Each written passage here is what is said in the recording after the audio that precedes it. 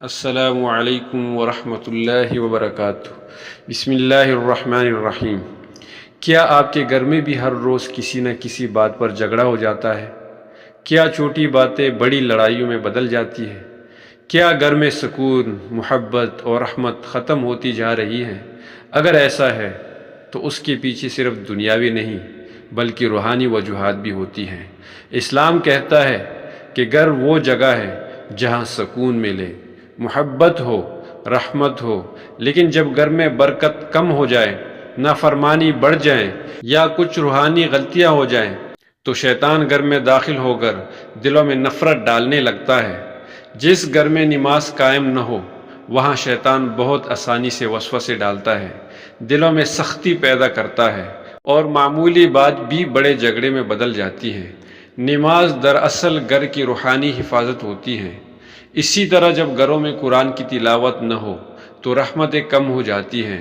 حدیث میں ہے کہ جس گھر میں قرآن پڑھا جائے وہاں رحمت نازل ہوتی ہے اور شیطان بھاگ جاتا ہے۔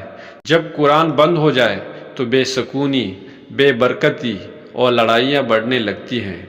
گھر کے افراد اگر ایک دوسرے کی غیبت، بدگمانی یا شکایتیں کرنے لگ جائیں تو دل آہستہ آہستہ سخت ہو جاتے ہیں اور یہی سختی جھگڑوں کا سبب بنتی ہے۔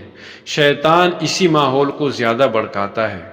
غیبت اور بدگمانی گھر کی روحانی روشنی کو ختم کر دیتی ہیں۔ اگر کمائی میں حرام شامل ہو یا کسی کا حق کھایا جا رہا ہو تو اس سے بھی اللہ برکت اٹھا لیتا ہے، اور جہاں برکت نہ رہے وہاں دل تنگ ہوتے ہیں اور معمولی بات بھی برداشت نہیں ہوتی۔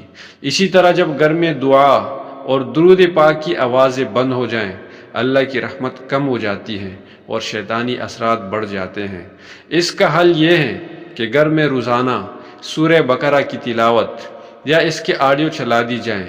فجر اور مغرب کے وقت آیت الکرسی پڑھ کر گھر پر دم کیا جائیں۔ گھر کے ہر کمرے میں ایک بار درود شریف پڑھ کر پھونک دینے سے بھی ماحول بدل جاتا ہے۔ گھر کے افراد دن میں کم از کم ایک بار مل بیٹھ کر قرآن کی چند آیات سن لیں اور ایک دوسرے کے لیے دعا کریں۔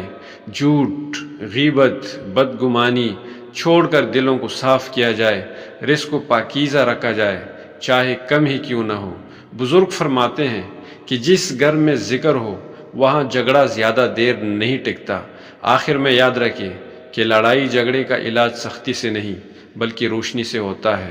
جب گھر میں نماز، قرآن، دعا اور محبت کی روشنی آ جاتی ہے تو شیطان خود بخود بھاگ جاتا ہے اور گھر سکون، رحمت اور محبت سے بھر جاتا ہے۔ جزاکم اللہ خیرا کثیرا۔